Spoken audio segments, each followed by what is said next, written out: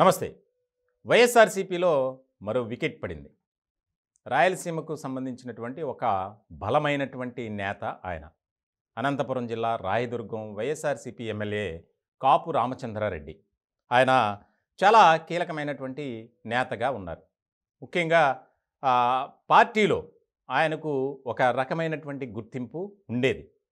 కానీ ఇప్పుడు తాజాగా నెలకొన్నటువంటి పరిస్థితుల నేపథ్యంలో మరొకసారి మీకు టికెట్ ఇవ్వడం కుదరదు అని జగన్మోహన్ రెడ్డి గారు చెప్పినట్లు, దానికి సంబంధించి ఆ ఇన్ఫర్మేషన్, ఆ సందేశాన్ని వేరే వారి ద్వారా ఆయనకు చేరవేసినట్లు, ఈ విషయంలో అలిగి ఆయన పార్టీకి రాజీనామా చేశారు. రాజీనామా చేయటమే కాదు, ఆయన చాలా ఆశ్చర్యకరమైనటువంటి వ్యాఖ్యలు చేశారు.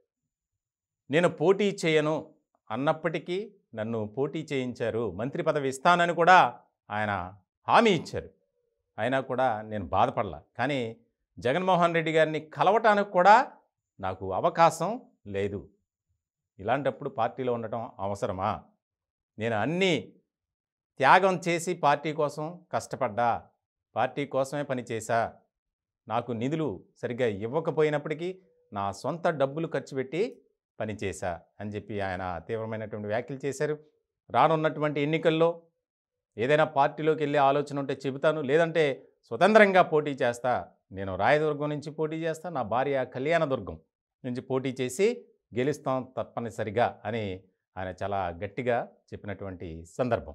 ముఖ్యంగా ఎందుకంటే వైఎస్ఆర్ కుటుంబంతో కాపు రామచంద్రారెడ్డి, అలాగే ఆ రాయలసీమలో ఉన్నటువంటి నేతలు కొంతమంది ఆయనకు చాలా సన్నిహితంగా ఉన్నారు.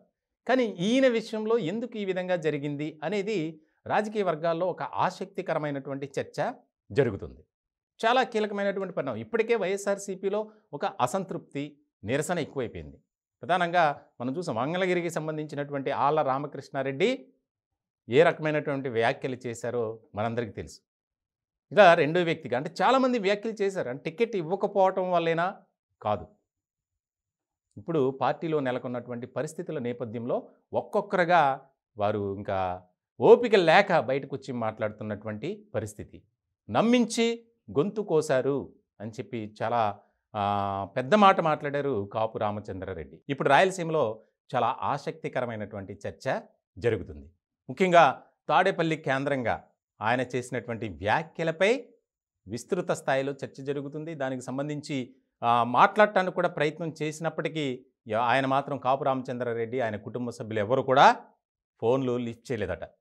చాలా ఇంపార్టెంట్ అయినటువంటి విషయంగా పార్టీలో చర్చ జరుగుతుంది. ఎందుకంటే ఇప్పటికే మొదటి జాబితాలో 11 మంది, తర్వాత రెండో జాబితా, ఇంకా జాబితాలు ఉన్నాయి, ఇంకా కొంతమందిని మారుస్తాం, కొంతమందికి అయితే టికెటే ఇవ్వం అని చెప్పేసినటువంటి తరుణంలో తాజాగా కాపు రామచంద్రారెడ్డి నిర్ణయం తీసుకోవటం, ఆయన బహిరంగంగా వ్యాఖ్యలు చేయటం అనేది ఇప్పుడు ఆశ్చర్యకరమైనటువంటి, ఆసక్తికరమైనటువంటి చర్చ జరుగుతుంది.